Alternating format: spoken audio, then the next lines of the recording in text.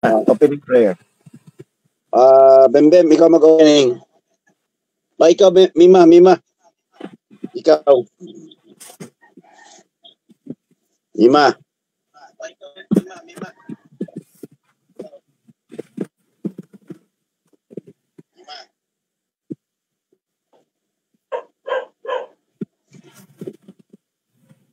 Bembem, ikaw na nandun siya maingay yung ano.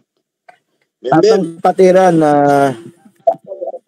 pag-focus, buksan outline, magbulong panalangin ibang mahina. Kausapin na yung Panginoon.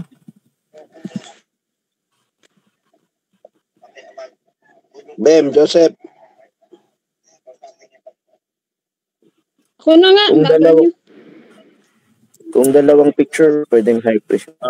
Sige. Yes, Lord, maraming salamat po sa simula ng gawain namin ngayon.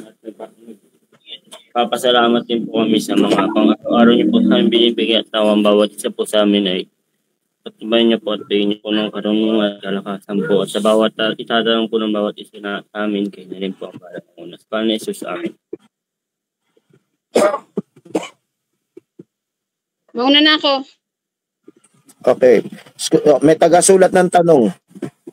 Zechariah, magpakita ka lang picture ng nung priesthood saka yung fivefold kanina.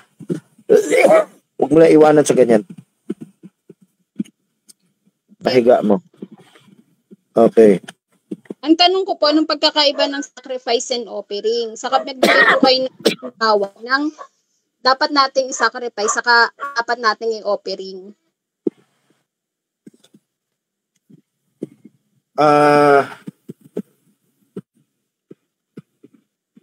Yung sacrifice sa terminology muna noon, yan yung mga kinakatay. Yung offering, yung hand mo, hindi laging kinakatay yung offering eh. Pwedeng pera, pwedeng doon sa noon. So siguro para maka-zoom dito sa sige. Ang sacrifice noon, yung kinakatay. Yung offering noon, yung hindi kinakatay. Ngayon, by the way, kung meron pa kayong sariling paliwanag, pwede nyo i-share. Kasi pwedeng kapusin ako eh.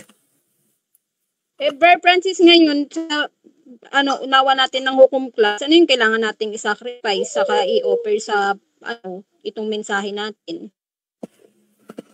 Ang sacrifice, magandang tanong to, no? Sana isulat nyo yung tanong, ha? Ganda yung tanong. At Marjorie, baka yung nakalipas na linggo, wala pang copy-paste, check mo na lang. Okay. Yung sacrifice sa panahon natin ngayon, marami tayong, alam yung kanta ni Surrender All ni Clay Cross, no?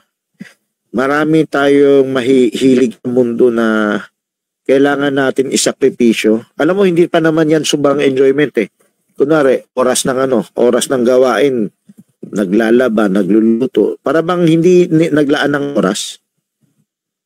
Ngayon, kung para bang yung 5 minuto ayaw mo pa ibigay sa Diyos, yung 1 oras ayaw mo pa ibigay sa yan yung sacrifice kasi mayroong bahagi mo na sarili mong gusto na sinuko mo para sa Diyos.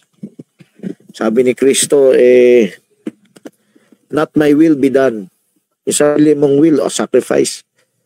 Kasi parang tinatakilik mo, parang ayaw mo i-surrender, pero binigay mo pa rin. So, ang sacrifice, part ng worship yan eh. Sa high priest, tumatanggap sila ng sacrifice. Ano kaya sacrifice tinatanggap? Yung handaog. Ano pa? Yung reckoning. Nagsakripisyo ka yun. Kasi kung di kayo nagre-reckoning, naglilibang kayo. Ang sinacrifice nyo, yung mga libangan nyo sa sanlibutan. Diba? Kung ginawa mo libangan pag yun sa Panginoon, sacrifice yan. Ano yung offering? Free will offering. Halimbawa na lang natin sa tithes. Ang tithes ay sa kanila ay tax yun eh. Parang obligado ka eh. Pero yung offering di ka obligado. Kusa mo. Ngayon merong offering, kahawig na rin ng sacrifice. Kusa mo binigay, sakripisyo mo rin. Pero merong baga-baga na hindi mo sacrifice offering. Hindi mo kailangan ibigay, pero binigay mo pa rin. Yan ang offering. So, hindi lang pera yan. Kasi sanay yung tao sa pera, di ba? So, yung pagkaberehan mo, yung hindi mo kailangan mag-reckoning pero nag-recon ka. Kaya nga hawig yung dalawa, di ba? Parang yung offering, parang extra. Yung sacrifice, parang extra din eh. Ang pagkakaiba, siguro mas madugo yung sacrifice. Sa iyo parang mas mabigat. Pwedeng pareho yan. Ang salitang offering mas magaan. Ang salitang sacrifice mabigat. Pero hawig yung dalawang yan. Pero kunwari may utang na tayo sa Diyos. Alam mo yung sacrifice, nagsasacrifice din sila dahil may utang sila, may kasalanan sila. Itong offering, hindi dahil may kasalanan sila. Yung tithes, utang yan. Yung offering, hindi yan utang. Dagdag yan, kusa yan. So, pag nakita mo yung saltang offering, parang kusa yan. Pag nakita mo yung sacrifice, hindi lang yan kusa. Minsan may utang pa yan. Mas madugo yung sacrifice. Sa atonement, marami tayong utang. Required yung high priest once a year. Atonement, sacrifice. Maraming klaseng sacrifice. Pina-research ko.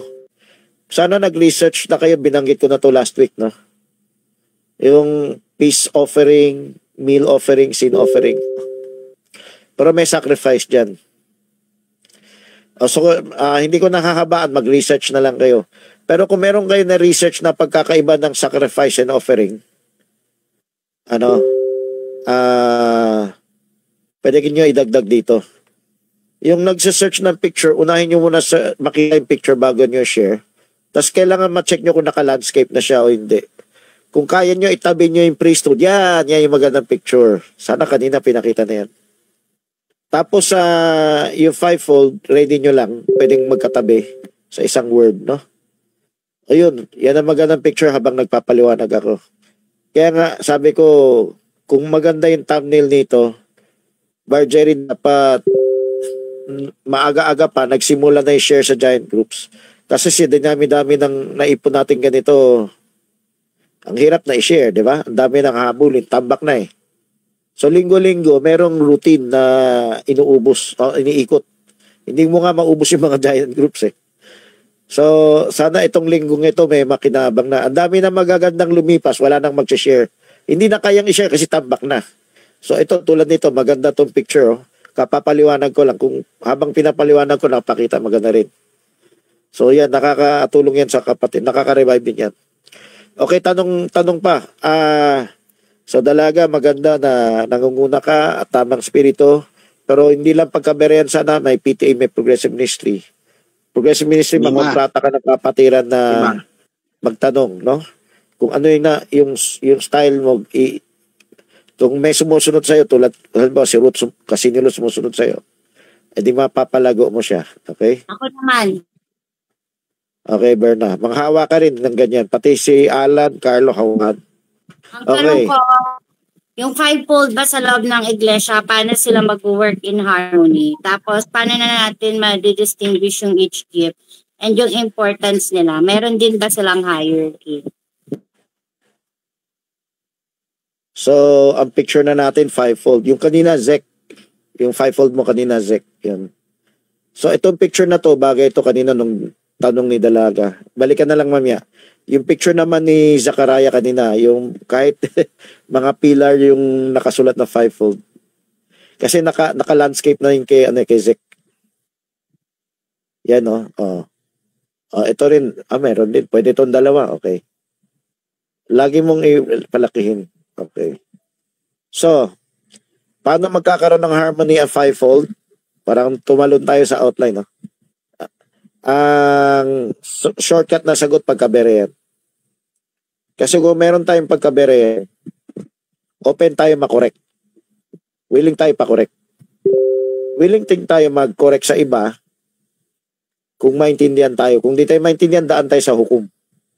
Kahit naintindihan tayo, report pa rin natin sa hukom, no? Kasi meron sa atin, umiiwas ma-correct. Nahihiya rin mag-correct. Or ayaw dumaan sa hukom. Traditional, no? Sama na lang loob. Kailangan, willing tayo. Ako, meron akong inaabot na ministro, pero kung ayaw niya ako kausapin, sino sa inyo willing maging tulay kay Bear Money, magtulay kayo. No? Kasi hindi ko makausap na maayos. So, ganun din ang harmony. So, yan yung tungkol sa defensive sa manloob. Ano yung offensive? Offensive, yung berean na may alam ka na di ko alam. Gusto ko mapag-aralan. May alam ako na di mo alam, gusto ko i-share. Pero pag Nicolaita pa yung isang fivefold, ayaw niya pa-share. Magdadahilan yan. Busy ako. Mamaya nasa ka na. May ano pa, schedule na lang. Yung pala ayaw lang talaga niya. So, sa buong end time, dapat nag-aalok na kayo. Kung tumanggi sila, buong mundo naghihintay. Nasa cellphone nyo lang. Kaya dapat nag-robot alok na kayo. Hindi natin maiwasan, majority nga, Nicolaita, sarado. Pero, sa laki-laki ng ubasan sa buong mundo, di kayo maubusan ng i-robot PM. Hindi lahat. Siguro may 1% open. Yung 1% na yan, makokontak nyo sa 1,000 na PTPM nyo. May isang magre-reply. Baka sa 10,000 baka may isang predestinado, di ba? Yun. Okay. Hello. So, yan yung harmony. Yung pangalawang tanong mo, may leadership ba yung ano? May leadership ba yung fivefold? Yan ba yung tanong mo, Berna? Yes or no? Baka na umalis na. Sa Berna. Sana pinakikinig man lang sa ibang ano. Tama yung sabi Marjorie, kung Hierarchy daw po. Hierarchy. Ito yung hierarchy. Parang apostle lang may hierarchy, di ba? Pero hindi necessarily apostle lang may hierarchy. Lawak lang nung nagagawa niya. Pag sinabi ng hierarchy, sumusunod yung isa sa isa eh. Ang magandang batayan ng hierarchy, yung nakalagay sa apostolic doctrine kung kaya nyo ipakita. Seniority at revelation. Dahil sa seniority, magbigay galang ka, pakikinggan mo siya. Revelation, pag may nakita kang puntos mabuti, susundin mo siya. Diba? So, parang hierarchy yung apostle, prophet, evangelist, pastor, teacher. Pero in reality, hindi pa rin yan hierarchy. Lawak yan, lawak. Mas malawak yung apostle sa pastor. Mas malawak yung prophet sa evangelist, teacher. Mas nangunguna ba? Okay, shortcut na lang yan, ha?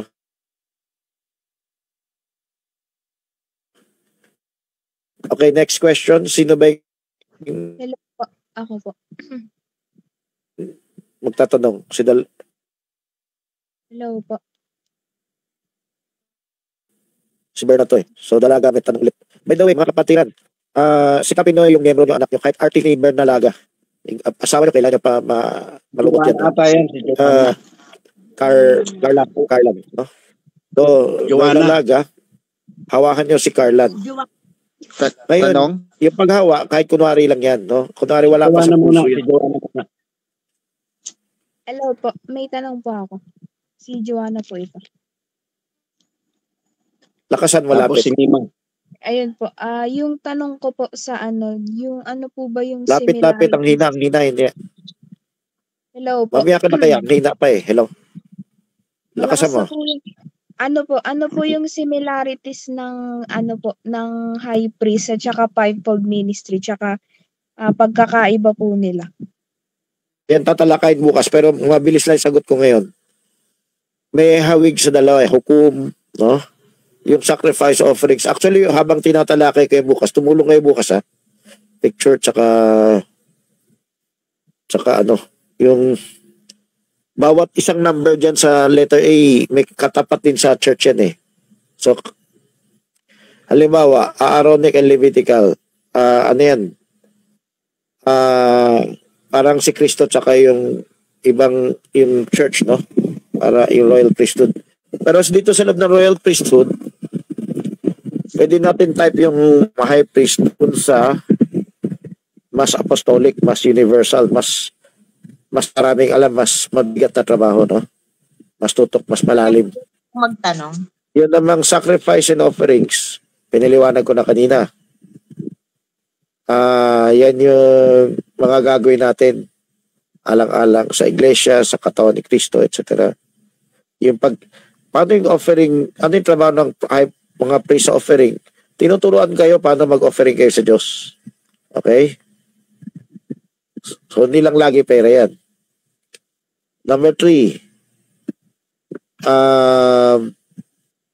actually, yung sagot sa tanong mo, si Joanna nagtanong. Nasa letter B, pero hindi ko napapaliwanag yan. Number 3, hukom yan. May hukom sila, may hukom tayo. Number 4, may kapu. Pero may sakripisyo. Nakita niyo 100%, sakripisyo yan eh. Sino yung nagsakripisyo? Yung buhay nila. So, hindi lahat ng kapatid na nagsakripisyo 100%. Tuturuan pala natin sila magsakripisyo kasi kailan umangat sila mula sa bayan ng Israel papunta maging Levitical priests style, no? So, ano yung number 5, temple keepers. Hindi yan yung kapilya lang, ha? Mainly yan yung katawan ni Kristo. Anong keepers? Parang brother's keeper. O, may ideya ka na, no? Sister Conching, pagbigyan ka muna. Sige, tanong ka na. Hindi nakikinig. Okay. Sister Conching, pinagbibigyan kita, ha? Joshua na, owa. Anong kompleto po? Kompletong mensahe Ano pong kompletong mensahe ng LCM?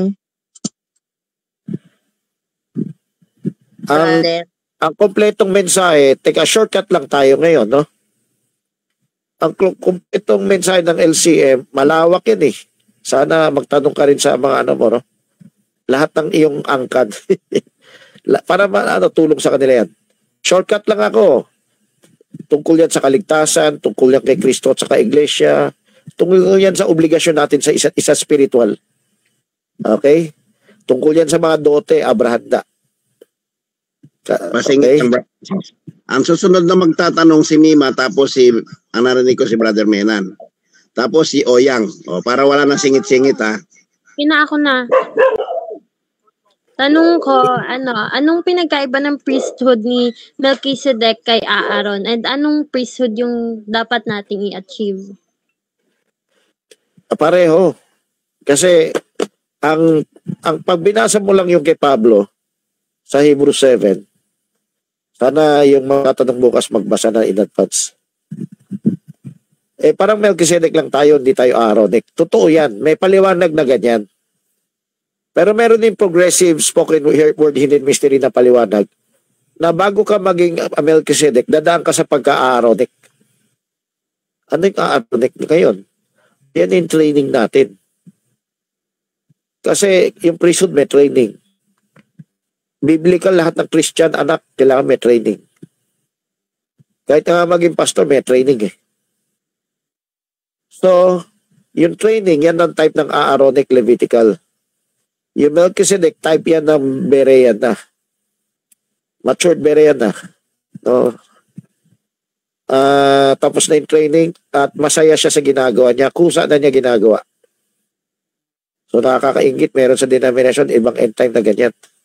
Hindi nila iniisip yan. Wala silang doctrine ng ganito. Pero minsan yung anak ng mga ibang kapatiran nagiging pastor. Yan yung konti. Kasi siyempre hindi naman nila lahat eh. Sa atin kailangan lahatin natin. O yung naging pastor na, siyempre hindi pa yan train maging bere, no? Pag nabulungan yan, wag na ako i-entertain, wag na ako pakinggan. Gagawin talaga nila yan.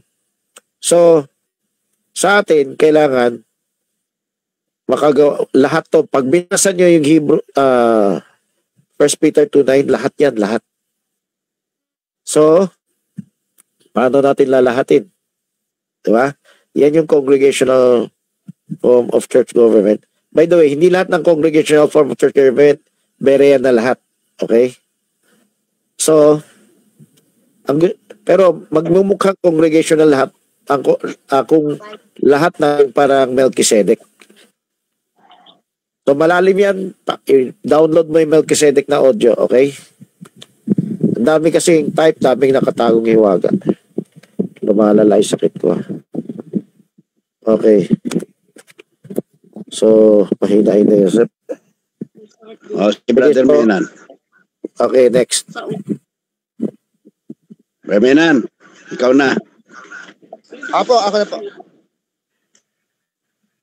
So, yung tanong ha. I-comment na yung tanong. Yung fivefold ba? O, ano yung tanong sa fivefold? Hello? Yung fivefold, may universal ba ito, di ba? Tsaka may local. Kailangan ba mag-manifest yung ang ingay nyo? Kailangan ba 5 talaga? Join na kayo lahat. Kailangan ba Hindi 5 naman- talaga yung hindi naman- mag-manifest sa local siguro ang ibig mo, universal? na talakay na yun, pero sagot ko lang. Universal yung 5. Ngayon, meron bang 5 sa loob ng local? Meron din. Ang problem, hindi lahat nagmamanifest. Kaya nga may training tayo eh. Kung kumpleto ang training natin, lahat magmamanifest. At saka, hindi assign na isang trabaho ng isang tao ah. Gumagana yung 5 office. Isang tao, maraming office ang nagagawa. So meron kayong apostolic, meron kayong prophetic, meron kayong evangelistic, meron kayong teaching, meron kayong pastoral. So lahat pwede gumawa nito makinig kayo. Apostolic dahil mayroon akong definition sa apostle na wala akong track pero ta-post lang yan eh. Ang trabaho ng apostle may seniority. Bukod sa apostle ay nangunguna siya. Masipag lang siya. Di ba? Sa reckoning, so ganyan. Nangunguna siya, nagko-court siya. Sabihin, sa buong church parang nag-manage siya. No? Pinapaalala niya to, pinapasulat niya to, no? Nire-record niya to, pinapatupad niya to. So parang implementation lang siya nung gagawin eh. Ano yung prophetic? Ang prophetic, ang isang ginagawa ng prophetic ay may bago siya revelation. Ngayon, pwede ba siya mamulot na revelation sa iba? Pwede rin. Mamulot siya na revelation sa iba, tapos ibigay niya sa iba. Parang teaching yan pero dahil namulot ka, bago ka, mukha kang peta dahil bago eh. Okay? So, yung prophetic, pwedeng direkta makatanggap ka sa Diyos. Pwedeng napulot mo sa iba. Yung pulot mo sa iba, pwedeng kopyang-kopya, pwedeng hindi kopyang-kopya eh. Pwedeng may modified. Nakatulong lang ng iba. Kahit nga mali yung paliwan ng iba eh. Pwede ka magkaroon ng prophetic. Ang prophetic, parang isang believer na mabilis mangulap sa kanya yung Diyos. Marami siya nakikita. Hindi na kanya kaya ilabas lahat. Yung hirap. Pag tuloy-tuloy na mahirap. Pero yung pangangailan ng church, siyempre hindi mo kaya ilabas basta-basta, di ba? So ano yung pangangailan ng church? Yan na ilalabas mo. Evangelistic, siyempre kinakalat mo lang. Ano yung teaching? Ini-exam mo. Okay. Parang prophetic nagtuturo ka, di ba? Pero hindi lang basta nagturo, tinuro mo, ini-exam mo, nire-record mo, chine-check mo. Doctrinal side yung teaching Kunwari, ini-exam mo kung alam mo, may paliwanag dito, ganyan-ganyan. Ang propeta, wala nang pakialam dyan. Ang propeta, wala nang pakialam kung nakuha mo, hindi. No? Pero ang teacher, may pakialam. Kuha mo ba to? Hindi. Exam tayo. Sige, may ebidensya dito, hindi. Ano yung pagkakaiba ng teacher sa pastor? Hukom yung pastor. Disiplina yung pastor. Kung ang teacher, doctrinal, kahit pa hukom ang topic ang pastor, may puro workshop yan. Puro workshop ang pastor. Puro follow-up, puro practice, puro testing, puro ano. Sana makumpleto tayo. No? Itong pinapaliwanag ko, wala to sa ibang end time, wala to sa ibang denomination. Tsamba-tsamba, merong konti. Pero yung pag pinag-usapan natin training sa pamilya, workshop, madalang sa iba yan. Madalang. Pero dapat, huwag na tayo magpatumpik-tumpik kasi naghihingalo na yung church natin. Kailangan na natin ma-implement. Ang kumpletong pagka-pastor ay nagwo-workshop lagi. Nire-record niya, tapos wino-workshop niya lagi. Kuha mo na ba yan? Opo, sige, paano? Ay, di ko pang alam. O sige, gawin mo ngayon. Pakita ko sa'yo. So, tinatatanong ko, alam mo na ba yung EA? Ay, never heard. O sige, pagtanong ka sa iba, tinanong mo na. Subukan mo magtanong. O, babantayan kita. O. Babalikan kita. Ano yung tatanong mo sa iba? Report mo sa akin. O, workshop din yan. Yung pagtatanong. Marami pa iba. So, ang pastor, alaga sa kaluluwa, di ba? Sabi sa Bible. Ang pastor nangangalaga sa tupa, di ba? Paano kumain? O, paano kayo kakain, di ba? Yung teacher, isang dimension lang yung pagkain niya. Yung pastor mas malawak kasi my meat is to do the will of him that sent. Yung meat na yan, hindi lang yan head knowledge Andito ba si Enoch? O paliwanag nyo kay Bar Enoch. Hindi lang yung sarili mong nalalaman.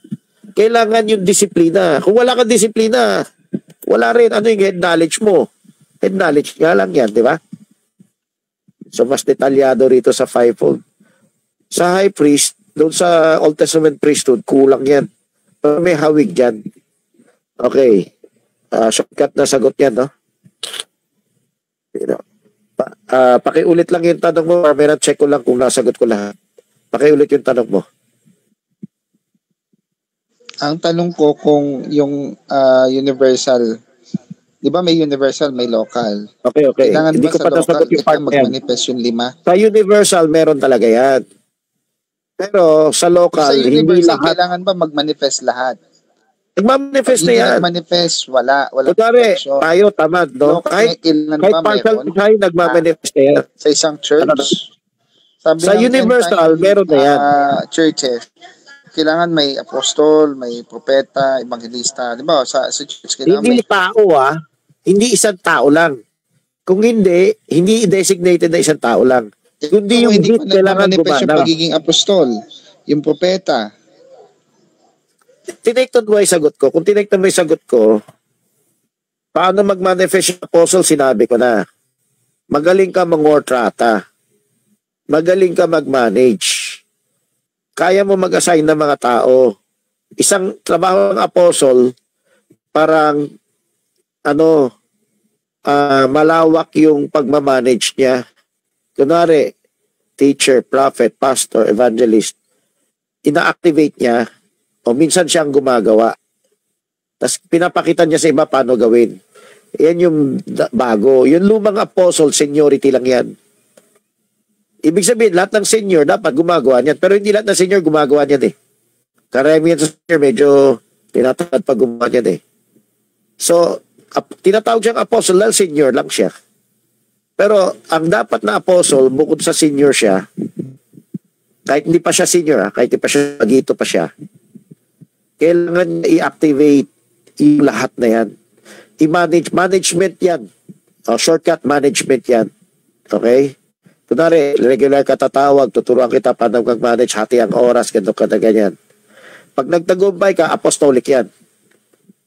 Yung isang gamit ng apostolic is pioneering. Pero ganito, may mensahe ng propeta, may revelation ng propeta.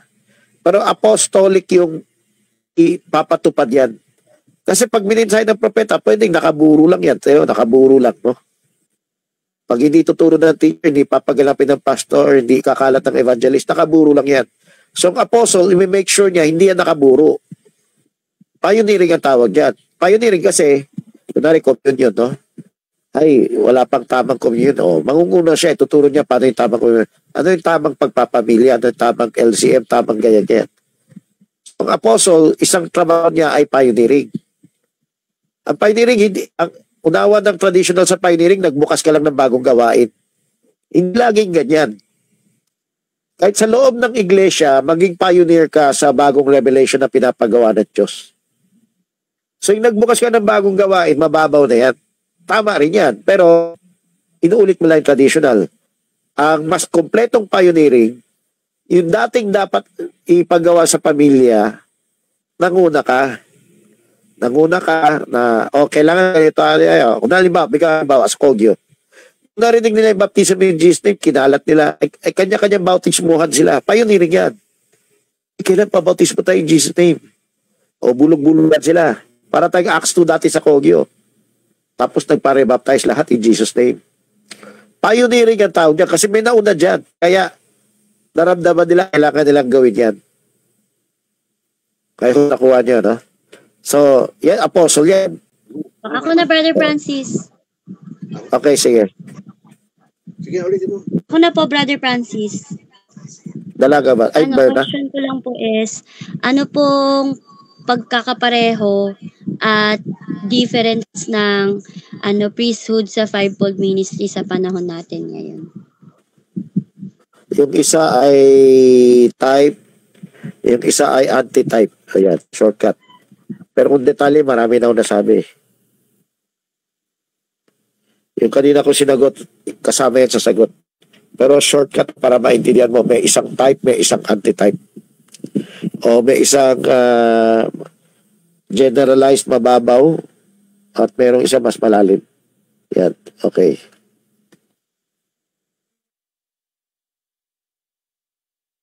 O iba naman, di mo may nakapila kanina. Kanina may tatanong ba si Owa? Si Joseph at Bembem daw. Dali. By the way, yung hindi pa mag-ready kayo ng mga tanong, ha?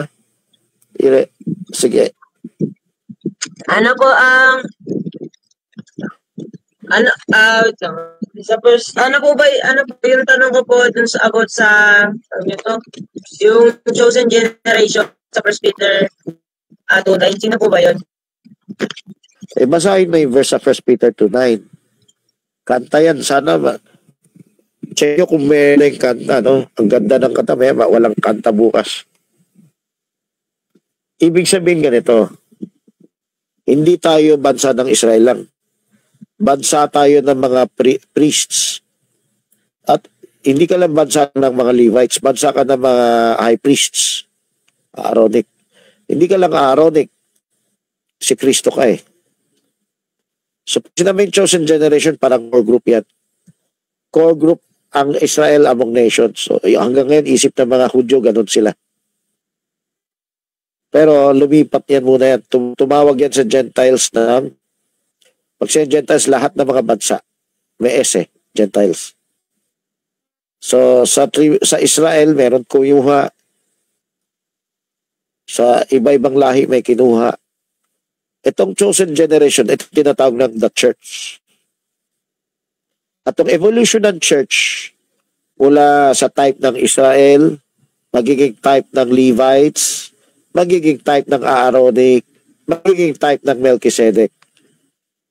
Ibig sabihin, lahat kayo magiging Melchizedek. Kasi si Jesus Christ, type ng Melchizedek, magiging type tayo ni Jesus Christ. So kaya may chosen generation, pa-core group ng pa-core group. Special ka, pinili ka.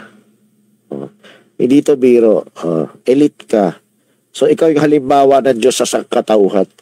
Yan. Okay. May sinus. Yung boses ko na bago yata pag may sinus. O sige, iba naman. Sana lahat makatanong at sanayin nyo lahat magtanong, mag-take note. Yung tanong, kailangan pala, Marjorie, chinecheck mo sa comment kung nalalagyan. O, ang job mo ngayon, check mo kung naiko-comment nila yung tanong. Kaya at least pamilya mo. Isang kapatiran, isang comment. Ilalagay lang, number 1, number 2, number 3. Okay? O, sige. Kung sino pinakakumpleto, bigyan mo ng candy. Okay, last 1 hour. Sino may tanong? Labas natin lahat. Yung hindi pa nagtatanong, buhayin nyo, paluin nyo yung puwit ng baby para magkuha. Anong Brother Francis? Sister Ann. Yung apostol pa pwede din maging pastor? Sinabi ko na eh. Oo, ulitin ko yung tanong ni Menan kanina. Pwede ba yung 5 sa isa? Ay, Pwede. 4 sa isa? Pwede, sinabi ko kayo, baka hindi lang narinig. Pero ulitin ko yung Pwede tanong sabay-sabay? Sa isang tao, pero hindi sabay-sabay mo magawa. Siyempre, pag ginawa mo, iba, hindi mo masabay-sabay yan. Minsan, yung 2, 3, parang sabay. Parang, no, hindi actually. Kasi pag may specific kang ginagawa, hindi mo magagawa yung iba. So, sa isang tao, pwede maganap 5. Sa traditional ministry, isa lang magagawa mo. Nakatali. O, nakatali. O, Francis, teacher ka lang eh. O, wala kang karapatan makialam, ganyan. Hanggang teacher ka lang eh, di ba? Or, so, Francis, as the need arises. Yung as the need arises, kaya gumagana yan sa iba-ibang tao. Pwedeng isang tao maraming gumana. Iba-iba yung gumana.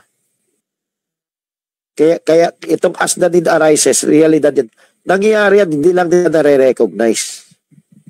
So ulitin ko yung tanong ni Menan, universal ba? O local? Sagot ko, universal, meron na yan. Kahit na, kung kumari, tama ang gubong group natin, mag-share, takot tayo mag-share ng program sa ibang sa buong mundo. Hindi na tayo lumago, naburo na lang tayo hanggang rapture na, maraming naiwan. Gagana pa rin sa ibang church yan. Kasi, kung ayaw nila tumanggap ng malaking blessing ng rapture, glorified man, or ikaw yung tayo na may nagagamit ng Diyos, gagamit ng Diyos na ibang tao. Ngayon, buong mundo gumagana na yan kahit di nyo paabot yung buong mundo. Ang kagandaan lang pag inabot yung buong mundo, lalakas kayo, lalakas din sila. O lalalim ba? Mag-enjoy lang sa malalim na word. Pero pag, actually, kung masipag kayo ngayon, yung maubos lahat. Pero at least may makikinabang na iba, di ba? Yan ang universal, no? Dito tayo sa local. Ito yung paglalaban natin, local. Hindi yan gumagana lahat local. Pagka-teacher natin, umiiwas tayo sa progressive na topic. Ang pagka-pastor natin, umiiwas tayo sa progressive hukum. Traditional hukum mostly. Ang evangelism natin, walang evangelist sa atin masyado. Meron kaunti. No? Pag sa evangelist, hindi pa labas ha. Sa loob. Kakaunti pa nag-evangelize sa loob. Pwede ko magitin pangalan, pwede ko na babagitin. Pero kulang eh. Kailangan lahat nag-evangelize. Tulad nung bagong dating na mensahe sa Kogyo. Nabautismo ka na in Jesus' name. Ay, di ko alam ano yan. Paliwanagan sila, oh. Lika, punta tayo kay Pastor Eddie, papautismo. Pastor Alto, Pastor Rolda, Pastor Roland. Pabautismo tayo, oh. Ibig sabihin, nangyari ng evangelism dati. Kailangan lang mabalik kasi marami pang bago. Okay? Hindi yan topic lang. Prophets. Kahit na hindi kayo direkta nakatanggap, naintindihan nyo may mga bagong pahayag. Kakunti lang yata nakaintindi. Kakunti lang yung nagtuturo. Siguro may konting nakikinig sa audio-video ko. Plus, hindi na naituturo. Lalo walang 2B. Anong 2B? Hindi plano ituro sa online. Pag ministers meeting, mas lalong na hindi na i-schedule, hindi na itatopic, wala talagang plano. Sabi ko nga kay Marlito, yung plano mo na, para umabad tayo kahit konti, di ba? O naburo lang, nasa lang yun, nalimutan ko na. In-exam kita, nalimutan mo. So, yung iba, hindi lalong wala talaga nakaschedule. So, bawi lang natin itong 2B. Kung magawa nyo itong 2B, meron kayong sinishare na basic, meron kayong sinishare na advanced. Ang prophetic ministry, kaya nyo mag-advance. Pero kung hanggang traditional lang tayo, hanggang teaching ministry lang yan, hindi ang prophetic ministry. Kunwari, yun lang, alam lang natin, di ba? Dati. Maraming bago. Bakit hindi natin ma-share yung bago? Di ba? So, hindi na kailangan ikaw yung unang nakatanggap ng revelation. Ang kailangan lang, maintindihan mo yung revelation, parang tumanggap ka, kinausap ka din ng Diyos. Tapos ikalat mo kasi propeta ka. Pag hindi mo ikakalat, parang nasa bibig mo lang, wala sa tiyan. Yung tiyan kasi medyo nahihiya pa tayo sa iba, no? Baka magalit yung ibang end time sa atin pag tinalakay natin yung advanced. Naku, galing pa naman to kay Brother Francis, kinaayaw ng ibang end time. So, dapat walang diskriminasyon.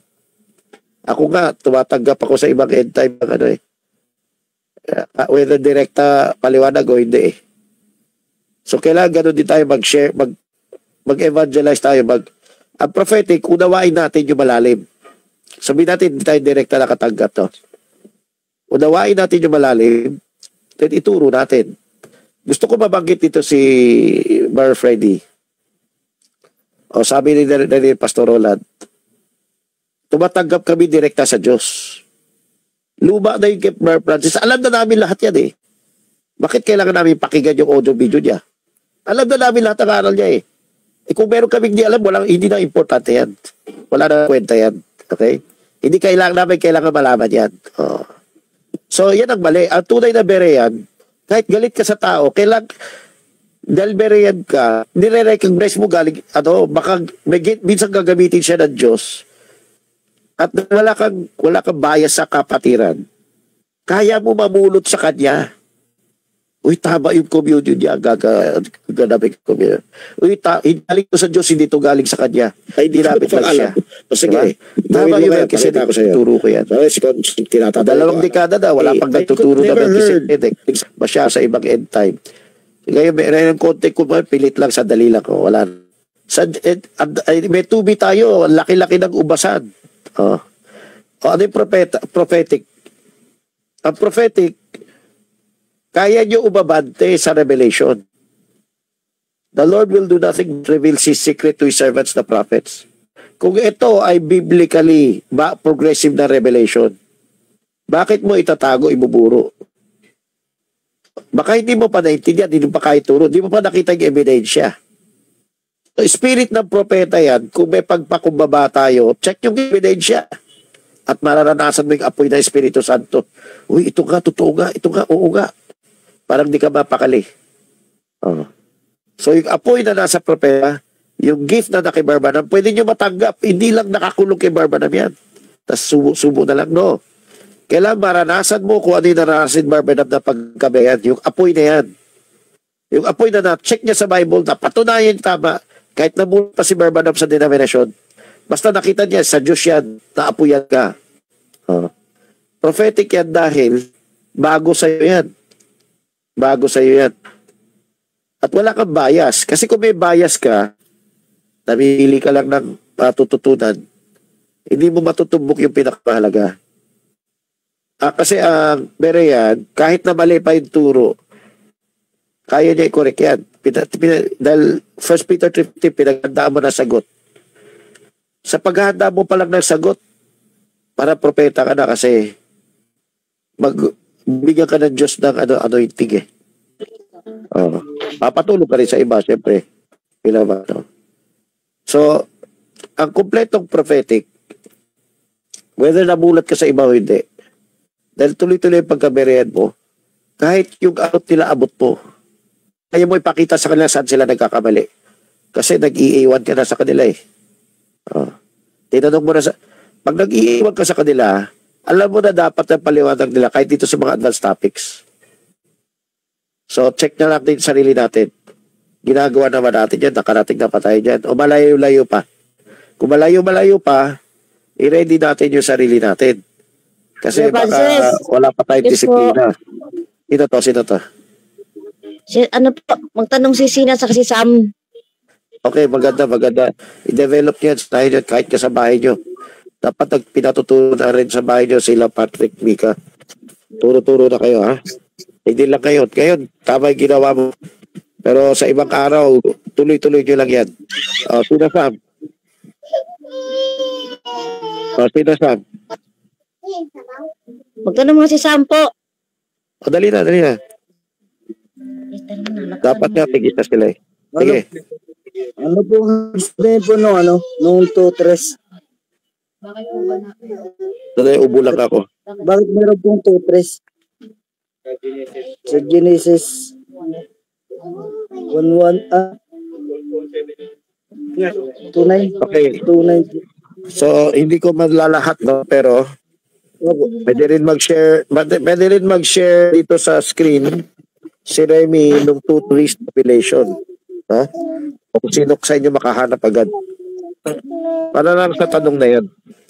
Para yung kung magsipag din yung Barcenas o family o makontrata nila na ma-share to sa Giant Groups, mag-enjoy din makita yung 2-3 stipulation. So, pakishare ha.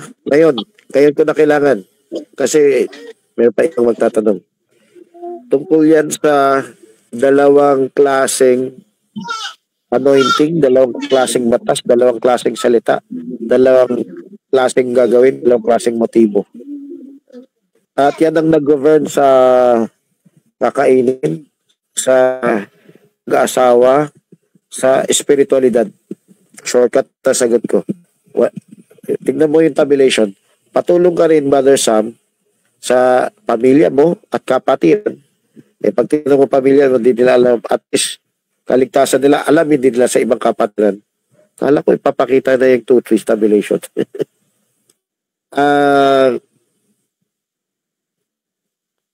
2-3 stipulation. Okay, sana hanap yung iba. Buong lahat yata ng kapatiran, sanay ko ano yung 3 stipulation. Okay. Kailangan hingin mo, Brother Sam, kina Celso, instruction lang to. Here na lahat ng mga anak nila, lahat ng kapatiran. Bago pa umabot na Sunday, PM mo na kapatiran. Pahingi ka ng 3 stipulation. Yan. Okay. Sa sobrang form, wala pang makakita. Ako baka meron ha. Sure. Pero sikapin nyo pa rin maghanap.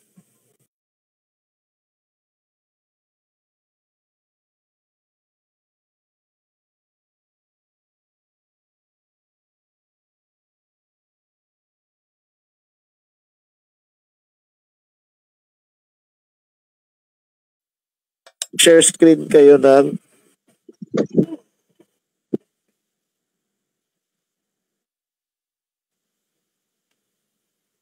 meron na.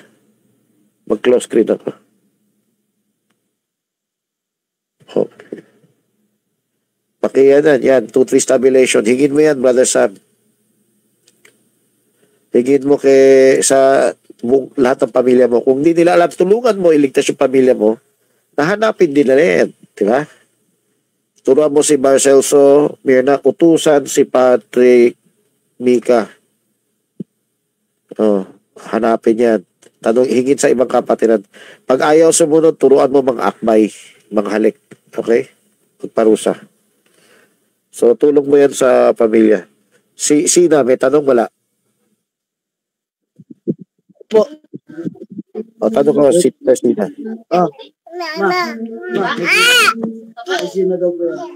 Sino na po? 3 case of authority. Mr. Sina, anong tanong mo? Ano yung tatlong 3 case of authority? Idolatry? 3 case of authority. Diyos Diyosan, Tagalogin natin Diyos Diyosan. Yung tanong ni Sister Sina, tatlong klaseng Diyos Diyosan. Tama? Idolatry. O pwede nyo pakita yung thumbnail para alam nyo hanapin. At kung meron kayong, wala akong tracks niyan pero kung sino naka-type, o kahit outline lang dati, ipakita na lang, no? Yung tatlong Diyos-Diyosan, yung literal physical, yung psychological at spiritual. So, sana magtanong ka rin sa pamilya nyo. Meron din kayo sharing guide bukod sa akin at regular nyo na yan to. Araw-arawin nyo na yan. Lahat ng oras na bakante yan. Hawig din dito, no? May literal, physical, spiritual dito. Yung physical, physical idolatry, yan yung may rebulto ka, di ba? At yung mga kasalanan mo, yung pagnanakaw, pag sinungaling, pag pangalunya, etc. Yung psychological, nangyayari yan sa utak natin. Sa puso natin. Spiritual, nangyayari yan sa spiritual. Sana may mag-share ng tatlong idolatry. Sana magsikap kayo. Ayan. Ito yung outline dati. Physical, psychological, spiritual. Sana magkaroon kayo ng kauhawa at magtanong. Yan yung kaligtasan, yung pagkamirin. Yung kauhawa natin sa salita. Yung nais natin magsisi sa kamagmangan. Ang spiritual, mga aktibo na sa church yan. So, ang psychological, yan yung nasa puso't damdamin natin Puso't isip natin So, diyan tayo nahuhulog pa. Yung karamihan ng kapatiran, tinatamad. Ang letter B, katamaran yan. Yung letter A, yan yung gagawa mo sa laman mo, no? Pero letter B, hindi halata ng iba yan, katamaran yan. Nahalata ng ibang spiritual na tao yan, na nasa psychological. Halata ng ibang pastor yan, yung katamaran natin. Katamaran ng miyembro nila. Pero itong letter C, dito tamad, mainit to sa church. Pero hindi lang bere yan, no? Namimili lang ng pakikinggan, namimili lang patutuparin, namimili lang ituturo, yan. So, may bias tong letter C. Pero mukha siyang mainit sa church. So, sana makita mo yung tatlong level ng pagka-Diyos-Diyosan. Salamat sa tanong at buti may nagtanong dyan at kailangan mo yan tuloy-tuloy ang nyo, yung training nyo, okay? Tuloy-tuloy yung Marcel sa tanong sa mga gagawin. Hindi na makaiga. Okay, na Joseph lang nabili kong hina. Surot daw po may tanong. Okay, sige, sanayin. Kahit kayo lahat ng pinsan nyo, dapat sanayin Buong pamilya nyo sanayin. Si Allen, sanayin. Sana ko sanayin. Brother Jose, nalibuta. I-required ko sila kung di may paruta. O sige, Brother Sister Ruth. Yung tanong ko po, ano po ba yung tunay na iglesia? Tapos yung pangalawa naman po, ano po yung patunay na ang bride ay Jews at Gentiles? Yung Jew at Gentile. O pakita na lang yung picture ng true church, no? Yung Jew at Gentile, wala. Pwede lang i-search sa series. May ng video na Gentile bride. May maling terminology tayo sa Jew and Gentile. May maling unawa pala. Ang traditional unawa, ang Gentile, hindi Jew. Pero tama lang yung term na yan kung ikaw ay Jew, pinagbinanggit mo Gentile. Kunwari Hudyo ka, binanggit mo Gentile. Tinutukoy mo labas sa bansa mo kasi mga nations na yan. Pero pag hindi tayo Jew, pag binanggit mo Gentile, kasama ang Jew dyan. So kinokorek ko yung understanding ng term. Meron lang circumstansya para ang tinutukoy ng Gentile hindi Jew. Pero normally, ang meaning ng Gentile, lahat ng bansa. Kasama ang Jew dyan. So, pag siya, ano yung pagkakaiba? Kung ikaw ay Jew, nagsalita ka ng salitang Gentile, tinutukoy mo labas sa bansa mo. Ang nangyari ngayon sa mga Christian churches, nasanay sila, pag sinabing Gentile, hindi siya Jew. Parang nagsasalta. Connotation ang ibig sabihin niya, connotation. sa na-memorize lang ng tao. Parang Coke, parang Colgate, parang ganyan. Tinutukoy mo toothpaste.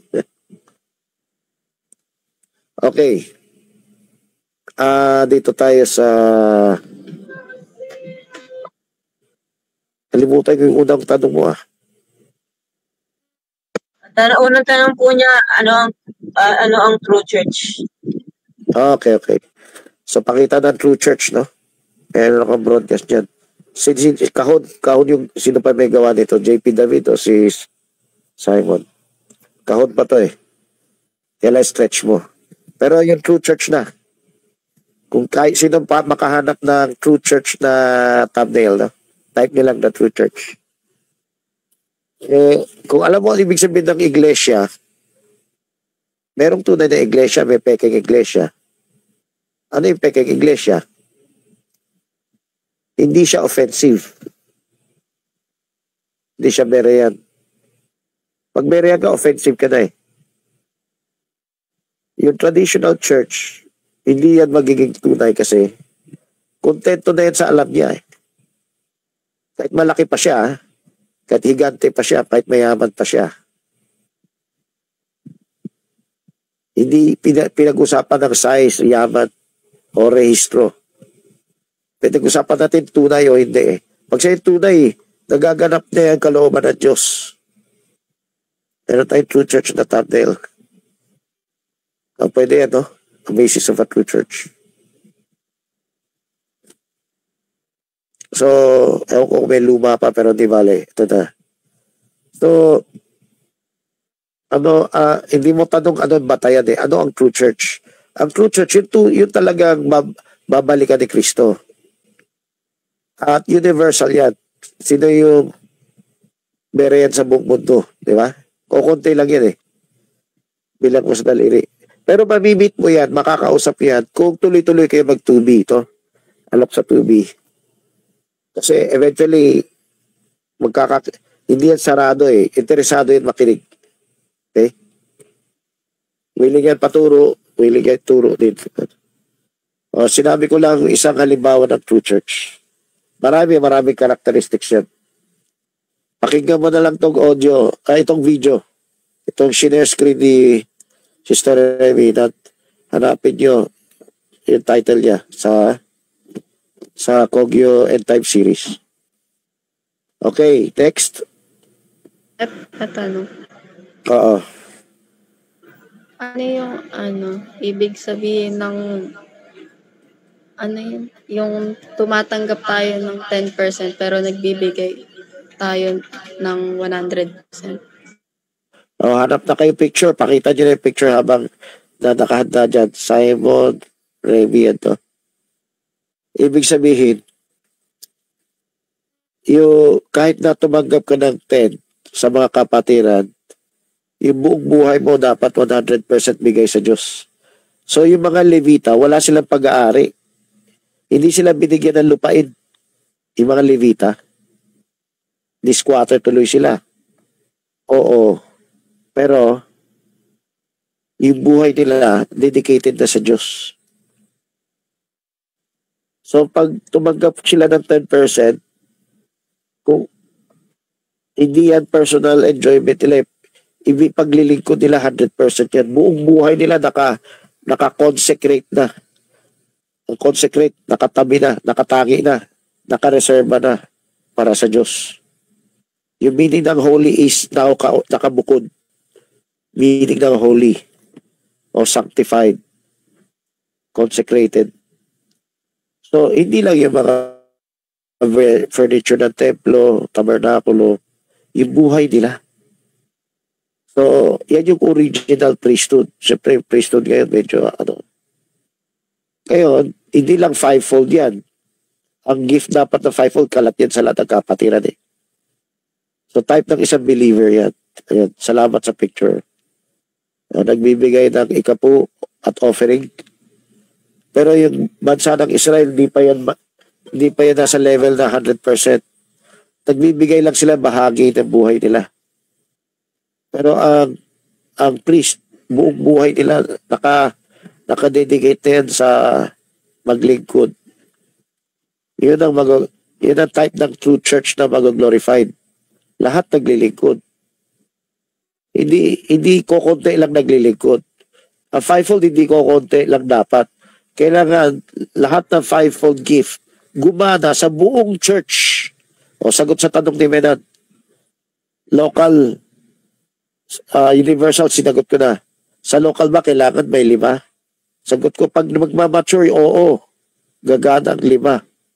Ang local church, pag yan ay magiging super church, gagana lahat yung 5.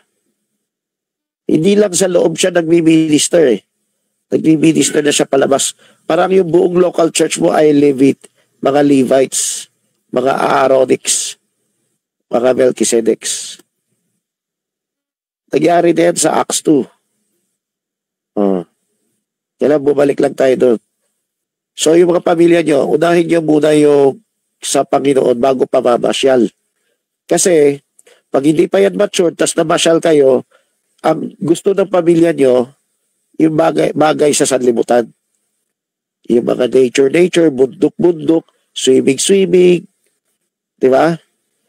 Pero hindi pa siya sanay mag-igbere. Hindi pa siya nag-enjoy sa EA. Wala pa siyang babad opposition. Lahat yan. Inunan niyo muna yung sanlibutan. Ang uunahin ng puso nila sanlibutan. Kaya, hindi kayo Levitical, hindi kayo Aaronic. Hindi kayo, mahirapan kayo umabot sa Melchizedek. Kasi katulad niyo yung bansang Israel na medyo matigas ang ulo. In the rest ng 11 tribes. Kasi 11 tribes yung may lupain eh. So kailangan yung buong pamilya nyo for service.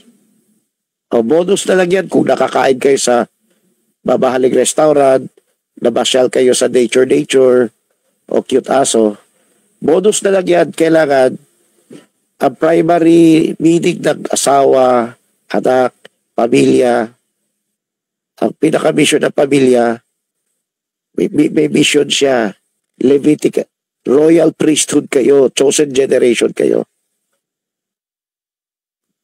You are a chosen generation, a royal priesthood, a holy nation, a peculiar people, that you should show forth, nalimutan ka Philippines, show forth the real of this.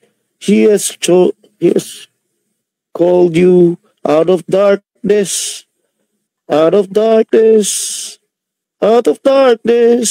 into His marvelous light. So lahat ng ligtas, nakarating dyan. Kung may type sa Israel, yung type ng Israel, tuntugan yan. Sabi ko, tulad ng tabernacle, tuntugan yan. Papasok ng Holy of Holies. Tuntugan din yan. Kayo ay bayan ng Israel. Kayo ay bayan ng saserdote. Kayo ay mataas na saserdote. Kayo ay Melchizedek na saserdote. Ang Melchizedek na saserdote hindi na dahil sa anak nyo. Dahil kusa ka na, meron ka, konektado ka na sa Diyos. Meron ka ng oath. Konektado ka na sa Diyos. May relationship ka na sa Diyos. May relationship ka na kay Kristo. Kausap mo na yung Diyos. Di ba? So yung Aaronic, Levitical, hindi pa nila kausap direkta sa Diyos. Utos na magulang yan. Pero pag naging Melchizedek ka, hindi na dahil utos na magulang. Utos na ng Diyos ang sinusunod mo. Okay. Sige. Salamat sa tanong. Meron pa ba? Brad F, si Atin. Wala malakas sa boses, ha? Hindi memory. Okay. Sige, tuloy. Brother F, paano po maiintindihan ng bata ang scribe niya? Tuloy-tuloy ka lang sa training. Hindi mo maintindihan sa umpisa, sumunod ka lang. Eventually, maintindihan mo. Hindi yan overnight, tuloy-tuloy yan dapat. Yung iba kasi gusto overnight, naintindihan agad. Kung hindi maintindihan, wala, hindi nila gagawin. And then, halimbawa, dito tayo sa masunuring anak. Pag hindi mo tutok araw-araw, maliit na kasalanan, maliit na parusa, kailangan tuloy-tuloy pero matagal. Saka matututo yung bata. Kung gusto mo overnight, Gusto ko sumunod ka na agad ngayon, ha? Kung di ka sumunod ka agad ngayon, magwawala ako. Hindi ko na magpaparusa. Magbubuga na lang ako. Katamaran yan. Ayaw mo sumunod sa instruction. Lahat naman ng bata kailangan unti-unti eh. Yung parusa sa bata kailangan unti-unti. Hindi yung nag-emotion ka. Nature ng bata, sumuway talaga. Pag di mo ilalapat yung maliliit na parusa, hindi ma-develop yung bata. Para pinipilit natin yung Diyos sa gusto natin, parang sikain. Kailangan sundin natin yung procedure ng Diyos. Kung ayaw mo sundin ng procedure, hindi ka magtatagumpay. Hindi matututo yung bata. Parang gusto mo lang yung bata biglang maging matino, bigla na lang maging bereyan, bigla na lang hindi. Susuway at nature. Nakakain na ng basura yun. So, kailangan ituloy mo yung maliliit na parusa. Pag ayaw mo ituloy yung maliliit na parusa sa araw-araw na sigilan, hindi yan magtatagumpay. Parang lump sum, na iipunan. Hindi ko lang tinutukoy isang pamilya. Lahat ng pamilya, guilty kayo lahat dito. Karamihan ng pamilya dito, walang parusa eh. Puro parang gobyerno, corruption eh. Pakikisama na lang gumagana eh. Hindi na kita parusa, wag mo na uulitin yan Opo, di na po. Nilalambig-lambig ka pa. Huwag mo na parusahan. Nilalambig naman kita mamay. Tapos lalong hindi parurusahan. Yung maliliit na suway. Dinadaan sa corruption. So, kaya tumatagal. Tumatagal na makaintindi yung bata. So, so para matuto yung bata, kunwari nag-scribe ka, sumunod ka lang. Kunwari anak mo, sigilid mo, sourcing conflict. Ano yung sourcing conflict? Maliliit na parusa yun. Hinuli mo. Nagkamali siya na maliit. Sabihin ko na, sakit natin lahat. Sariling diskarte natin lahat. Pag maliit ang kasalanan, palusot na. Ay, hindi ma-develop ang bata. Lit lang ng kasalanan mo, hindi pang kugalit. Kaya, TY, nawala na yung disiplina ng mga anak. Di ba? Hindi na sila ganun katutok. Bernalaga, Yed, Atina. Yung iba pa dito. Mga apo ni Balen. Anak ni Balen. Malayo-layo pa yun. Sino pa yung makakarating? Mardo Jose. Marbenad. Sana meron kayong vision dito. Wala kayo, kung gusto nyo gumaling ang anak niya, wala kayo palulusutin na malilit. Wala. Tingnan mo sa school, wala naman palusot niya pag bagsak-bagsak. Pag nabis mo, mali ang sagot mo, mamaliin niya. Hindi pwede itama ng teacher dahil kakampi niya. Kahit kakampi pa kanya yung estudyante, pag mali ang sagot, mali ang sagot. Ulitin na lang ang exam. Diba? Sa trabaho, pag may nabasag ka, TY, pag tiniway ng may-ari yan, uulit-ulitin ng trabaho kasi hindi yan magdidisiplina. Diba? Pero kung binayaran niya yung binasag niya, ay mag-iingat na yung waiter. Diba? Mag-iingat na yung factory worker. So, ganito rin dito. Huwag niyo palusutin pag maliliit. So, maintindihan ng bata ang scribe pag tumagal.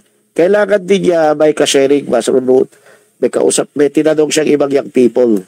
Kunwari, tinatanong ko para sa sarili mo, Andre or Athena, no? Subukan niyo magtanong sa ibang kapatiran. Sumunod ka rin kayo sa instruction. Pag hindi kayo sinagot, sumbong mo. Uy, hindi nag-reply si Mima, hindi nag-reply si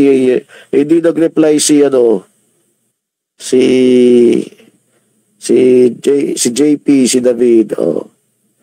Hindi pa naman ulilian. Pag sinumbong nyo, sir, mag-reply na di. Tuturuan na kayo. Sumunod din kayo sa instruction. Baka hindi rin kayo pinilit na sumunod sa instruction, pabayaan mo na kung ayaw nila mag-reply, bahala sila sa buhay nila. Kung style ni tita na ganyan, bahala, walang pakialaman, bahala sila sa buhay nila. Hindi ka rin lalago. Di ba? Kaya isumbong nyo, hindi nagre-reply. Para maturuan kayo. Matuturin kayo. Papabilis ang pag-aral nyo kung may mag-share tuturo sa inyo. Kaya lang kayo hindi nire-reply kasi ano nang sanlibutan eh. Pero kung Nasumbong nyo, napilitan mag-reply dahil pinagalitan ng magulang o pinaparusahan, pati sila natutulungan nyo. Okay? O sige. So, salamat sa tanong. Hindi na ako makahiga. Umiga ako sa bibig. Sarap marado bigla. Pare po ba ang saserdote? Hindi kita maintindihan. Paki-interpret na lang yan. Pare po ba ang saserdote? Ang naintindihan ko lang, maaari ba ang saserdote? So, paki-interpret na lang, sister yan, paki-ulitin. Pari po ba ang saserdote? Pari, oo. Pero ang meaning ng pari, tatay eh. So, pari, Pinoy, at unawa natin sa pari, hindi tatay, kundi sacerdote rin. Oo, ang sacerdote, ministering priest. Pero yun din yun. Pero yung Tagalog natin, patri, padre, tatay, ibig sabihin yan, father. So, tatay natin dapat sacerdote, no? Pero, kaya nga tayo may ampun eh. Kahit hindi natin literal na anak, pwede natin ampunin. Kaya para rin tayo padre. O, para rin tayo father of faith. Ampun. Hindi lang kulong sa isa. Nung nakipastor Villagon sa ako, parang isa lang ang father faith mo eh. Siguro tinutukoy niya pioneer. Pero pwede tayo magkaroon ng ibang tatay. Diba? Sabi ni Kristo, sundan mo ang iyong ina. So pwede tayo magkaroon ng maraming nanay. Ano ba yung turo ko sa sa bidyag ng sanggol? Ninong-ninang? Godfather, Godmother. They're representing God kung totoo, kung gaganiwitin yung tuturo nyo. Papaano nyo. Hindi lang seremonya sabol nyo sa bidyag ng bata, kundi talaga meaning niya. Godfather. Sino pala yung Godfather, Godmother? Ang tunay na kapatiran. Ang tunay na iglesia. Nagtanong ano yung tunay na iglesia? Lahat kayo Godmother, Godfather. Hindi naman sila nag-aginaldo. Hindi yung aginaldo kailangan eh. Ang tunay na Godfather, Godmother, turo ng Katoliko, tatama, alalayan kayo sa Panginoon, lumago. O ginagawa nyo na ba yan? O di pa tayo, kulang pa tayo sa pagka-true church, no? Binibigyan ko lang kayo ideya. Pag hindi kayo nagre-record sa isa't isa, wala pa kayo malasakit, traditional church pa tayo. Kailan maging progressive church tayo, true church tayo, magsimula na kayo mag-record sa isa't isa. Magsimula na kayo mag-alalay sa isa't isa. Okay. O sige, iba pa? Hello.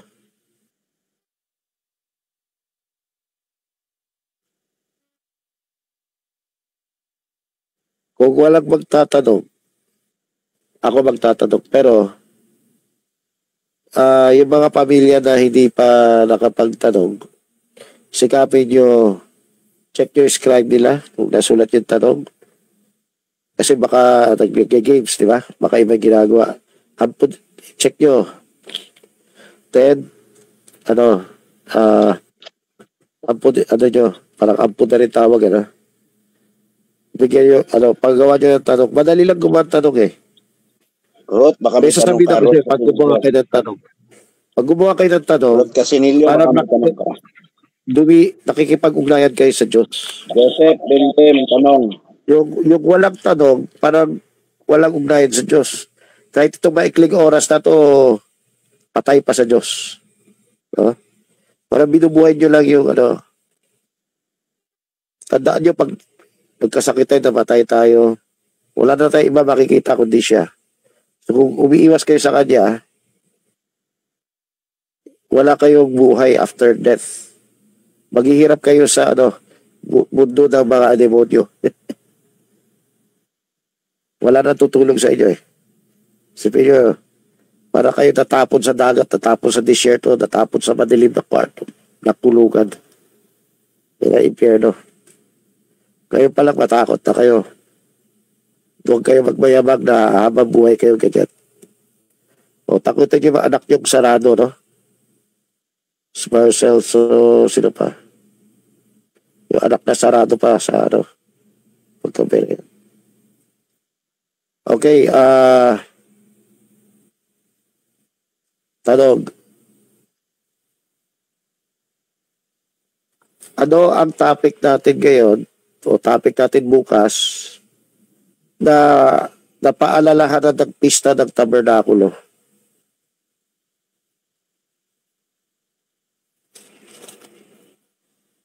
Anong isang pista ng tabernakulo? Ayan, existential question yung mga anak nyo. Yung mga nagsasariling diskarte para hindi kayo mahirapan. Kasi pag sariling diskarte, lalong nagaganib dyan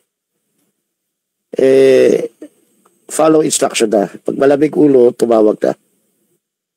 Pag regular na. Okay. Anong isang tipot larawan ng pista ng mga balag. Siyempre, Feast of Booths yan Pero yung salitang tabernacle, isa yan sa booth. Ang hindi lang natin napansin yung booth ng Diyos. Ang alam lang natin dati, ang alam ko lang dati yung booth ng tao. Pero pinakamalaking type niya, papunta ka sa tabernacle of God. So ano yung tipot larawan? Magsabi kayo ng mga bagong pahayag. Yan. Ano yung pinapakita ng pista sa tabernakulo? Kahit luma, sige. Kung may maalala lang kayo.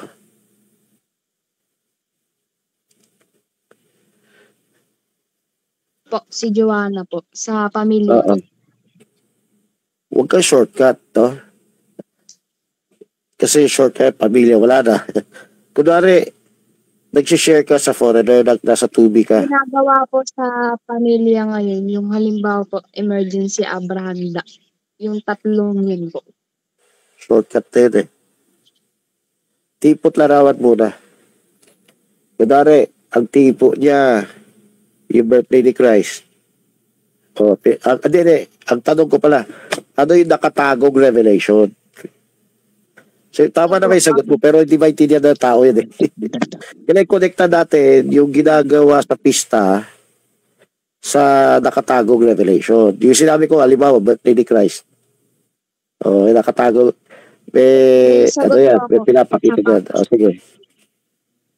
Yung bautismo po tapos indwelling sa, bautismo po sa tubig, tapos indwelling sa atin. Tama, isa yan. No? Yung petsa ng tabernakulo, yan din ang petsa ng kapanganakan niya. Yan din ang petsa ng indwelling niya. At in continuation, in connection to that, may nakakatagong revelation para sa atin, yung preparation ng buhay natin. Kasi yung preparation ng buhay niya, preparation din na natin, dapat natin. A communion 2006, He was born to die. So tayo, ang unang birthday natin ay funeral service dapat. So, kung itutuloy mo yung revelation yan, mula ng kapanganakan ni Kristo hanggang bautismo ni Kristo, puro training yan, puro paghahanda yan. Isang revelation yan. Ngayon, isa natin pinapakita. Ang Feast of Tabernacle, pinapakita rin na meron siyang mga tabernacle keepers. Yan yung fivefold ministry. Or yung gift ng ministry sa church. Okay, Brother Celso. Tanong. Ayun yung sinasabi sa Leviticus 23 verse 27 and 31 to, pero yung isa lang yung babasahin ko. Sinasabi rito, alamin nito ang pagbabalik loob ng isang kasalanan. Mula sa kamalian ng lakad niya ay magliligtas ng isang kaluluwa sa kamatayan at pagtatakip ng karamihang kasalanan. Ay, sa James pala yun, sa James 5:20. Hukom ministry ng intervention, DVBS yan. Sa? Yung nagtatakip ng kasalanan, intervention, nakikialam ka sa pamilya ng ibang tao para maituwid yung landas nila. Bakit nagilagay dito? Sa part siya ng tabernacle. Sa Tagsibol at sa Taglagas. Actually, part siya ng atonement. Sa tabernacle, paghahanda. Kunwari, ang pamilya mo wala pang paghahanda, no? Pag tinuruan ka ng paghahanda, may atonement. Alam mo yung atonement, ibang pista pa yan na nakadikit ng tabernakulo. Pagkatapos ng atonement, may tabernakulo. Nakuha mo? So yung atonement, yan yung katulad ng binasa mong talata, pagbabalik loob. Part ng atonement dito sa atin. Oo. Pag walang DVBS, wala magtuturo sa inyo, hindi kayo bibisita, hindi nila malalaman, hindi maitutuwid yung daan nila, hindi matutupad yung tabernacle sa kanila. Matutupad lang palo, yung salot. O marami kang baby dyan, kailangan may repeat bulong, nalimutan mo. Yung repeat bulong yan ay atonement. Kasi noon pa yan dapat na pagawa eh. Umabol ka na lang. Patulong ka. Paluin mo yung ayaw tumulong na anak. Okay? Patrick May ka. So, pa-repeat bulong mo na sila. Dapat nagre-repeat bulong na sila kayo. Ibang oras pa yung siguro yung pagkaroon kayo tanungan, pagkaroon kayo EA, babad oposisyon. Isang oras. Okay. So, mga kapatid, wala na kayong tanong? Kailangan magkaroon kayo ng tanong. Kung hindi kayo nagkaroon ng tanong, whether dito o sa ibang kapatiran, meron kayong sakit. Ang sakit na yan, ang puso natin sarado pa sa Diyos. Kailangan meron tayong pagkauhaw sa Diyos. So lahat ng nakapagtanong, alakayin nyo na lang isa't isa. Kasi pwede magtanong. Kunwari, inutusan ni Marjorie anak niya, gumawa ng tanong si Mima, si Yeye. Pero, siyempre, hindi pa sila interesado pakinggan ano yung sagot. Sumunod lang sila sa utos na magulang. So dahil sumunod sila sa utos na magulang, mabilis lang sila magkaroon ng interes. Kasi nagawa na nila eh. May anointing yung pagsunod. May anointing ang pamalo. Kung ginawa mo dahil sa pagsunod sa Diyos, no? Yung PTA, may anointing lahat yan. Pag ginawa niya yan, banal yan. So, itong sumunod sila sa gawa ng tanong. So, kung yung puso natin, di pa matured berean, di pa tayo nagsisi sa kamagmagan. Pwede ang puso natin, may hunger. O sige, Barlito. Tanong ko lang, yung iba ngayon meron tayong spiritual tabernacle which is so-called the church at meron tayong ginagawa dyan. So, ano yung difference naman pagdating doon sa millennium, no, binabanggit sa Zechariah? May pista ron eh. May Feast of Tabernacle, sabi nga. Pupunta sila doon every year. Every year sila para gumanap ng pista na annual o taonan. So ano yung similarity o meron bang similarity o significance din ba sa atin? Alin ba talaga ang pagganap ng pistang ito sa tabernakulo ngayon bang spiritual o doon sa millennium? Maganda yung tanong mo at sana mascribe niyo yung sagot. Kasi bagong revelation tong share ko eh. Dahil sa tanong mo parang may bagong revelation na buksan. Yung luma kong paliwanag, kapos pa yun. Yung paliwanag ko dati, parang yung kay Dominic Bern naman pa. Itong millennium, hindi ko pa na-detalye. Ngayon ko lang madedetalye. Si Dominic Berman, niradyo ko sa DWAD, ala ng Diyos sa kanila nung nasa disyerto pa sila. So pagpasok nila ng Promised Land, kahit na may bahay-bahay na sila, sementadong bahay, gagawa sila ng peryahan para maalala nila noon yung booth, no? Yung hupa-hupa. Chupa. O yung parang kiosk. Parang yung mga maliliit na booth para alalahan nila dati nasa disyerto sila. Ngayon, nabuksan sa akin ngayon dahil tinanong mo.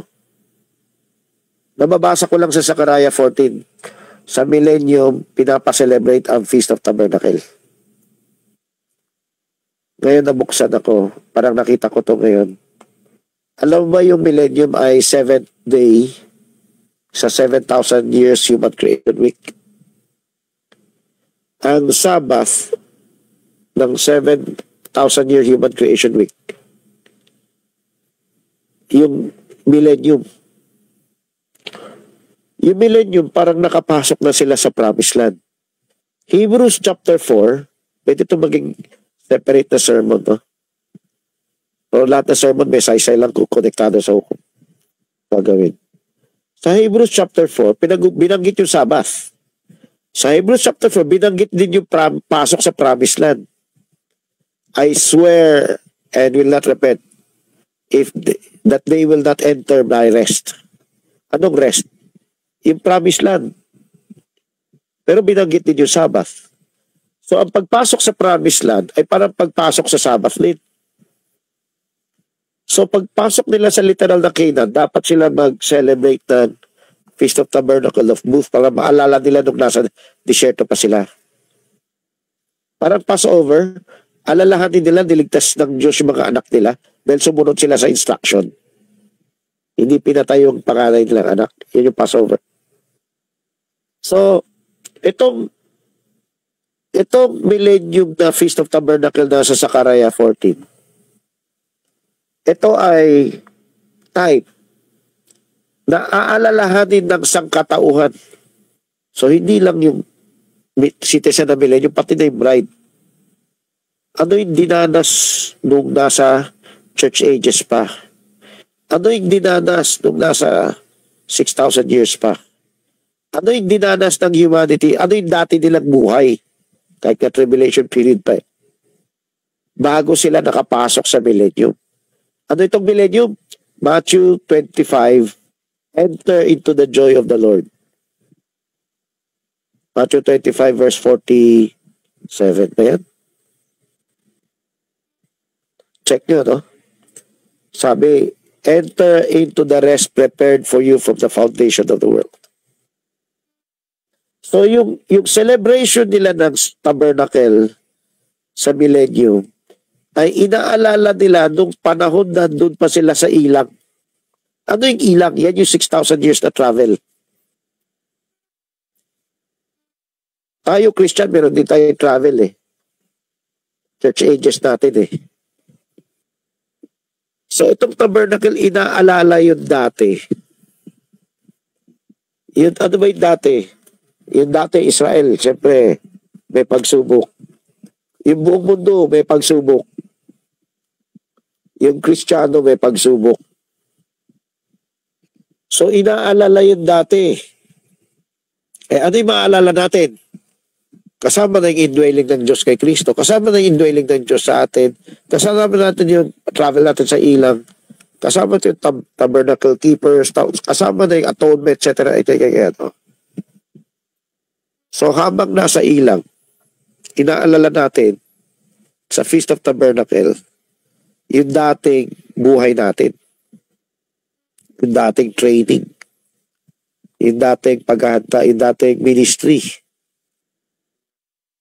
So kasama sa mga natalakay na natin, no? Tabernacle is the God in Christ, God in the church, God in the world. Sa millennium, it's God in the world na. God in Christ, in the bride, and in the church, in the world. Sa kingdom, God in the kingdom. So inaalala yan. Meron bang tabernacle sa mundo? Meron, kasi buong mundo magiging tabernacle eh. Another topic yan. Ang dami revelation na katago dyan. So yan yung sagot ko, shortcut lang para maintindihan mo, Barlito. Konektado yung millennium. Yan yung dagdag na revelation kayo sa millennium. Bakit sa millennium may celebration ng Feast of Tabernacles? Kasi inaalala yung human creation week dyan. Inaalala yung church ages dyan. Di ba yung church ages parallel sa human creation week? Sana may picture si ano. Hindi na naisip na, hindi ko na nasabi, hanapin yung picture na yan. Sana pinakita ni Benan, ni Remy. O kayo lang nakakaintindi. Sana pakita. Kasi pag pinakita nyo yung picture, maintindihan ng ibang kapatiran. Ano yung pinagsasabi dito? Human Creation Week. Ano yung pinagsabi dito na, na 7 church ages. So, pakilang habulin nyo. Pakihabol lang. Maganda yung tanong, maganda yung topic, bago nga paksa eh. Ganda nga ituro to eh. Picture lang. Share picture. Patulog na, Joanna, lahat kayo. Tulog-tulog kayo. Huwag kayo umasa ibang gagawa. O kahit dito lang sa tulog na, baka may hindi kayo. Pakita yung church ages, pakita yung Human Creation Week. Para maintindihan naman nila yung pinagsasabi ko. Kahit yung ano lang na yung Frank, no? Yung administration ni Frank. Kaya huwag kayo tamad, kahit dahil patapos na. Gusto nyo baka na, eskapo na. Pakita lang, isipin nyo yung mga manunood dito. Okay? Sige. Clarify lang para at least masundan ko lang din. So gawin nyo, pag nagtatanong si Barlito yung sa church ages, so seven church ages, ang tabernacle tayo. Sa tribulation, ang tabernacle yung itatayo sa third temple. Lahat yan tabernacle. Pero ngayon kasi sa sinasabi mo yung kasi parallelism ng tabernacle, 7,000 Human Creation Week, ang millennium, yung tabernacle doon sa millennium. Uy, naghahanap na ba kayo? Baka may iba kayong ginagawa. No? Pakiusap lang. Dalaga, Berna, kahit Mercedes family. Terminad. Kayo may alam kayo eh. Joshua, Ruth. Patulog lang Pakita lang yun 7 church ages. Joanna. Ayan, Human Creation Week. Salamat. Para may ideya sila, di ba? Konting tulog lang. O iba pa. Sige. Patuloy mo na, Marlito. So yung spirit, sinabi ko kanina, yung spiritual, ngayon kasi 7 church ages, spiritual. So ang tabernacle ngayon sa church ages, pahaba pa. Tayo. Ngayon, may tribulation eh. So bago mag-tribulation, may itatayong third temple. So bago mag-tribulation, sa pagitan din ng rapture, diyan itatayo yung third temple. Yan yung pakita ng tribulation, Pakita ng tribulation. Tumulong naman kayo. Huwag nyo na supilin nyo muna yung katamaran ng laman yan. Okay? Pakita. O sige, tuloy tanong, Marlito. So, yun yung sa tribulation, ngayon yung darating na bago mag-tribulation, itatayo yung third temple. Ang pagdating sa millennium, Brother Francis, yung pa rin ba na tabernacle na iiral doon sa millennial temple? Yung itatayo ngayon, itong third para sa tribulation. So itong bang itatayong third temple para din ba ito sa tribulation ng tabernacle, Feast of Tabernacle, at saka doon sa millennium ng Feast of Tabernacle? Diyan pa rin yung literal temple. Patulong naman, kahit sa ikaw church ages, Bernalaga, baka check yung mga kapatid, baka hindi na nakikinig. Yan same temple gagamitin. Pakita naman, patulong. Church ages, millennium, pakita yan, salamat. Kailangan ko yung millennium tsaka tribulation. Pero okay na to. May church ages to. Kaya palakihin mo na lang, palakihin mo. Tingnan mo, kaya niya patong sa isa't isa. Okay, same temple yan sa millennium. Brother Owa, millennium. Ayan. So tama yan, kailangan ko yan. Kailangan ko yung millennium. So sa millennium yung templo, pero ang fulfillment, hindi na yung material, carnal, spiritual na. Andiyan yung literal temple. So yung literal temple, siyempre sabi natin may tourist guide nagpapaliwanag. Yan ay tipo sa kay Christ, yan ay tipo sa church, yan ay tipo sa pamilya natin, yan ay tipo sa katawan natin, etc. Yan. So sana marami kayo maipakita dun sa share screen. So, magsikap kayo lahat, tumulong. Malawak yung diniscuss mo about parallelism, Brother Francis. 7,000 Human Creation Week, ang dulo, ika-7, nandun yung tabernacle. Sa 7 church ages, ang dulo ng 7 church ages, kung di ako nagkamali, yan yung tribulation. Kung di ako nagkamali, And then another parallelism, 7 years tribulation, sa dulo nun, sa dulo ng tribulation, labas ng tribulation, yun yung millennial tabernacle. 75 days extra. Yan ang 75 days extra. So nandyan yung tabernacle fulfilled ng Daniel 9:24, 'di ba? Pagdating niya, anointing the most holy.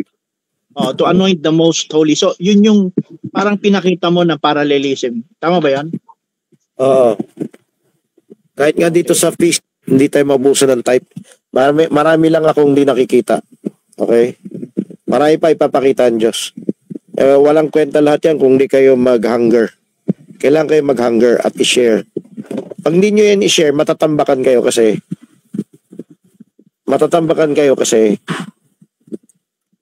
hindi yung basic hindi wala kayong alam, layo-layo ng advance, no? Ngayon pa lang magsimula na kayo. Gatas na, wag lang puro chichirya. Karne na, yung mga naka-regular gatas na. Yung naka-regular gatas yung masipag sa gawain. Yung di masipag sa gawain, kahit gatas wala pa yan eh. So kailangan mo paluin yung puwet nyo eh. Kailangan umuha pa kayo. Yung uha nyo, yung pagtatanong, sharing, yan yung uha ninyo.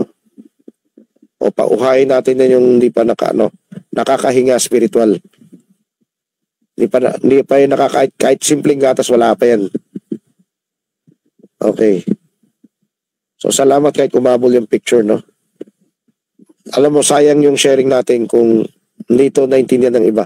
Siguradong dito maintindihan ng iba kung wala kang illustration. Okay. Workshop tayo. Ang workshop natin, lahat kayo gumawa ng tanong sa iba. O pwede rin kayo sumagot. Pero kung walang makasagot, tuloy lang ang tanong. Tumingin kayo sa outline. So tuloy ang workshop natin, pinakamababaw sa lahat.